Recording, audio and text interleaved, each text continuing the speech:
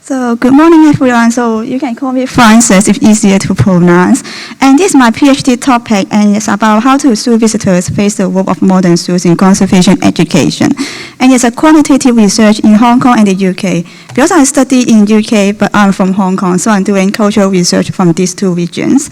So before starting my presentation, I would like to share some my experience when I'm working at the Ocean Park Hong Kong for a narrator.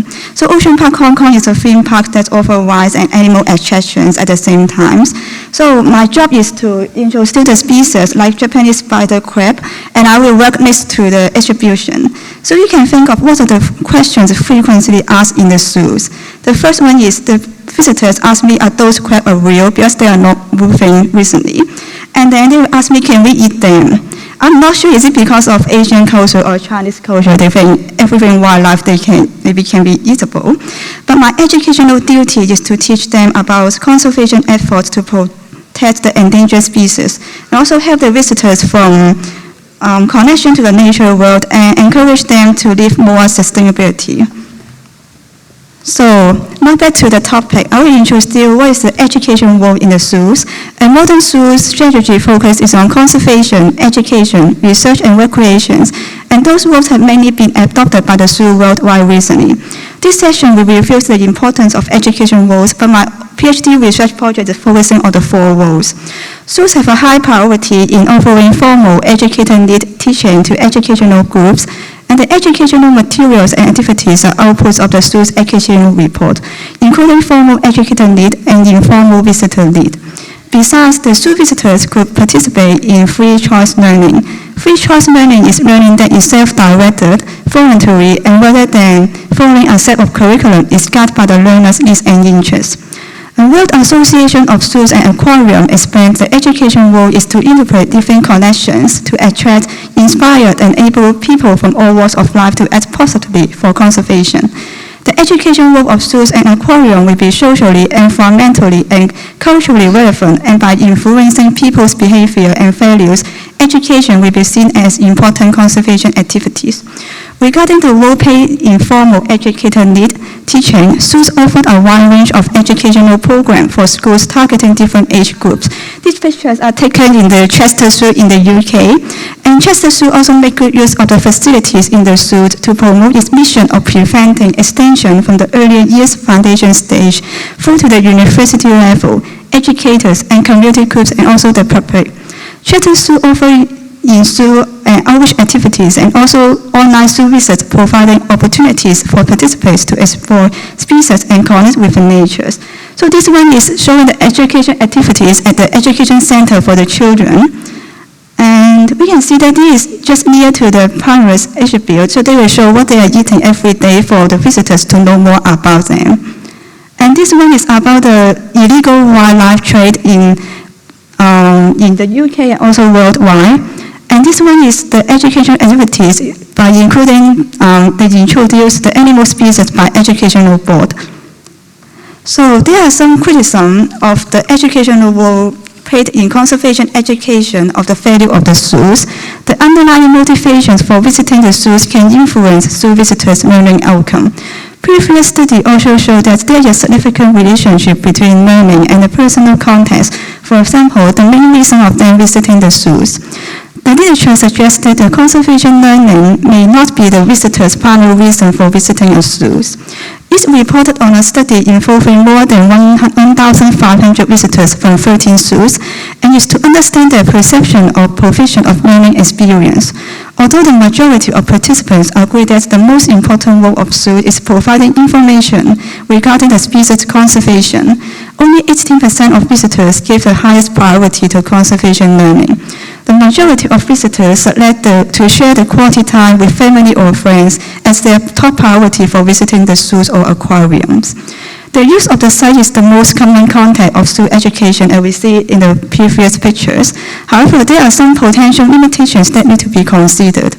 As the site is self-directed learning, visitors may not respond well to the zoo signage. In previous study, respondents did not read the exhibition signs due to difficulty in regarding the signage. For example, the location of the signs, the length of the text, the unattractive signs, and also the time issues.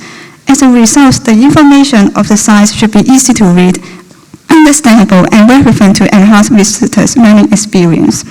The evidence of signage limitation can be seen in the case of Husky Zoo in 2018. Researchers found that the text on the campaign post were relatively small, and only the title was printed in large letters. There were some QR code displayed on the board, but the researcher found that there is no visitors scanned or mentioned them during the period of the observation. The last criticism of the role of education is that there are some alternatives that can also provide learning outcomes and opportunities to learn about animals and conservation. The quality and number of wildlife documentaries and TV programs are on the rise and increasing in number. And compared to the role of zoos and media as conservation educators, zoo visitors also indicate that TV and wildlife documentaries were the alternative channels for them to know wildlife issues. On the other hand, researchers also argue that there is some alternative channels it provided is more reasonable substitute for the zoos. In particular, you would suggest that watching documentaries is an affordable and suitable alternative for the public to understand international environmental issues without traveling to the actual locations. So after introducing the background information, now it's going to the problem statement of my PhD research. Despite the quality and quantity of information in zoos were questioned for a couple of reasons, there is little doubt that the major educational strength of zoos is using the presentation of living animals that facilitates human and animal interactions. So our research aim is to understand zoo visitors' perceptions and knowledge about zoos, but there is a lack of studies on how visitors from Hong Kong and from UK perceive zoos. In this research, we will investigate visitors' learning intentions, present and compare the nature and motivations of respondents from Hong Kong and the UK, and see whether the zoo is a bridge to connect the public and animals by offering different educational activities. And these are research questions. The first one is, what's the level of knowledge of zoo visitors about zoos, and what is their reason to visit zoo? So is there any differences perception between Hong Kongers and also the British? So why would we choose Hong Kong and the UK? This way I'm from Hong Kong and study in the UK, and these two regions seem totally unlike each other. When Hong Kong is in Asia and UK is located in Europe. Hong Kong actually was a former British colony and was handed over to China in 1997. British influence has formed Hong Kong as a cultural melting pot. That Hong Kong culture is combined with Western and Chinese culture. The achievement in zoo accreditation and membership and the field of conservation of animal species are also considered when choosing potential sites based on their similarities. So we can ensure that clear and globally recognized animal conservation and education framework are provided in Hong Kong and the UK zoos. Although there are many zoos in China are not included in most of the zoo association and membership, Ocean Park Hong Kong has gained the membership from the World Association of Zoos and Aquariums, and also have the accreditation from the Association of Zoos and Aquariums, which is the organization in the USA. And in the UK, there's a lot of regional and international zoo associations and membership organizations provide standards and best practice related to the animal welfare. The above accreditation associations are following the Western guidelines, and these two sites provide an opportunity to understand how different and similar culture and geographic background participants receive zoos by the Western frameworks. So there are some specific questions when we asked for investigate the participants' attitudes and perception towards the zoos, and we will show 4 different zoo setting scenario photos for the participants, including the zoos provide environmental enrichment program, the zoos without environmental enrichment program, safari park setting, and also zoo provide animal shows. A 7-point scale questions were applied in this study for measuring the participants' views towards zoos. Participants were asked to select between 2 different qualities, for example, not at all important to extremely important. And the justification for having the zoos was measured by the items, which indicate if you think the zoo is important for conservation, education, research, and recreation. And in this presentation, we're only focusing on the education part. And we also asked for their preference for zoo experience and their factors for zoo visitors decide to visit a zoo. And this is our methodology. We use an online questionnaire designed and using SurveyMonkey and delivered through the email, Twitter, and Facebook groups. The survey consent form and participation information sheets were developed in traditional Chinese and English. As Hong Kong mother language is traditional Chinese, and I'm afraid that some of the visitors may be not really good at English, so we provided two versions for the survey. And we are using SPSS for the data analysis. And here's our results. We have received total 378 zoo visitor response, and 199 from the UK and 179 from Hong Kong. And the majority of the respondents were females, around 63%, and most of the respondents were born between 1992 to 2004, so it's around 18 to 30 years old. And 86% of the zoo visitors were graduated from college or university. So maybe they had an undergraduate degree, but we didn't ask for whether they had biological background or not in this research. So this is one of our limitations. And first of all, I will show the data from the zoo visitors' preference for zoo experience. And there are 6 experiences for them to have the ranking. So first one is the wide range of species, animal shows displays, evidence of good animal welfare and care, education and conservation program, enjoyment, and meeting animal experience. The experience will rank in order of importance from the most important to the least important. In terms of the least important, both of the Hong Kong visitors and UK zoo visitors think that animal shows is the least important when they are visiting zoos and choose at the zoo's experience. It's around 39% from the UK and 47% from Hong Kong. And in terms of the evidence of good animal welfare and care, it's more than 68% of UK zoo visitors think it's the most important. And 32% of Hong Kong agree that it is the first priority for them to have the preference for the zoo experience. And in terms of the education program, we only have 11 UK visitors and 14 Hong Kong visitors should have at the most important zoo experience when they visit the zoos. But when you come to the second priority, there is more than 50% and 25% Hong Kong visitors agree that they will put it at the second preference for the education and conservation program for the zoo experience. And now we will talk about the factors for zoo visitors decide to visit a zoo. And we mentioned it before, they will think that the education program is important, included in the zoo experience, but maybe they are not for the first priority for them to visit the zoo. So we will look deep into whether the UK and the Hong Kong are the same situation. And there are total 6 factors to decide to visit a zoo. So the first one is value for money, zoo reputation, animal species, zoo location, zoo accreditation and membership, and education attractions and activities. In terms of zoo accreditation and membership, the UK zoo visitors and Hong Kong zoo visitors were more likely to consider it as the least important. So it's 36% from the UK and 35% from the Hong Kong. And in terms of the zoo reputation, both Hong Kong and the UK zoo visitors think it's the most important factor when they making a decision to visit the zoo. And in terms of the education activities and programs, it's only 4.5% from the UK and 11% from the Hong Kong agree that they're the most important factor when they decided to visit a zoo or not. And we're also asking for their understanding of animal conservation organization. So the organization include World Association of Zoos and Aquarium, British and Irish Association of Zoo Aquariums, and PETA, SPCA Hong Kong, and also our SPCA, and also World Animal Protection. And we also provide the option, none of them above, for them to select. A respondent can select more than one organization they recognize.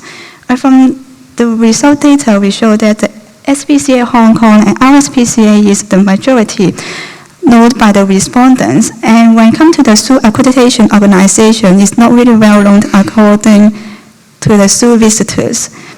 It's only 8.3% from Hong Kong and 41% from the UK. And we also see that the PETA, some of the zoos, opposing the zoos organization like PETA, they are very well known by the UK visitors. So now we come to the 4 zoo scenarios. The first one is the environmental enrichment program. And we found that there is no significant differences between Hong Kong zoo visitors and the UK zoo visitors in the statement of whether they're important for education. And also the same for the safari park. There is no significant differences between Hong Kong zoo visitors and the UK zoo visitors. But when we come to the animal shows, there is significant differences between Hong Kong zoo visitors and UK zoo visitors. Hong Kong visitors group is significantly higher than the UK. This is because maybe due to the cultural views of animals in Chinese culture to influence Hong Kong respondent perception towards the zoos. It's likely to be related to differences in ethical beliefs, either normative or cultural beliefs between Western and the Chinese. This finding was supported by previous Chinese wildlife visitor attitude studies, as there may be a hierarchy between animals and the Chinese. And animals are used as entertainment tools or other useful resources to allow the Chinese to benefit from them. For example, the Chinese people enjoy watching animal shows, such as monkey shows, as it gives them enjoyment. And lastly, when we come to the captive animal withdrawal and enrichment program, Hong Kong visitors group is also higher than the UK visitor groups. It can be interpreted Hong Kong respondent is paying less attention to the negative impacts of living conditions. In previous cultural studies, the scholar explained that there may be animals are well looked after in wildlife. Tourist attractions are still understood as being good for the animals in Chinese culture. For example, the Chinese may think that it is good for the animal to be useful and for education purpose. Our findings with respect to the Hong Kong respondents and the UK respondents vary closely with the previous Chinese and Western literature. The studies point out that the Western zoo visitors is likely to favor wildlife animal attractions that prioritize animal welfare and animal conservation. Western visitors will accept the use of animals if the wildlife animal attractions provide good animal welfare and care to the animal species. And regarding to the Chinese wildlife attraction visitors, existing studies indicate that the Chinese zoo visitors have different attitudes to Western zoo visitors, and resulted in Chinese zoo visitors have less respect for the animals. So there are some limitations for our research. As we mentioned before, we didn't include International Animal Conservation Organization. We only include international one, and we didn't include any local and regional animal conservation organization. And we didn't interfere with the relevant zoo department. Maybe we have missed out some important educational information, as it's not mentioned on the zoo official website. And this is our conclusion. There are still some similarity found in our study between Hong Kong zoo visitors and the UK zoo visitors. For example, both consider zoo reputation first for visiting a zoo. This is also according with previous wildlife visitor studies, as Chinese and Westerners value the contribution of wildlife attractions to animal welfare and conservation. And our research also showed that the differences in the level of perception between the different ethnic groups and the effort is likely to affect zoo visitors' value zoos. So from the future perspective, zoos can share the zoo information to improve the management practice. For example, zoo can update the latest scientific knowledge as well as a transparent animal registry. And the zoo need to renounce where the animal comes from. Is it from the wild or from any commercial trader or breeding facilities, or is it from the illegal wildlife trade? So you can increase the zoo reputation, provide more information for the visitors to understand about zoos. And also further research can compare the education and conservation activities, outcome and contents in the Hong Kong and the UK. Because in this research, we didn't look into the education outcomes and contents in the offered in zoos. When we look in the reason why the visitors visit zoos and how they perceive the zoos by different setting. Yep, so this is my reference list, and thank you for your listening. If you have any question, I'm happy to answer, maybe in the lunchtime, because there is lots of data we can share and discuss later. Yeah, thank you. All right, so thank you, Ting, for your sharing.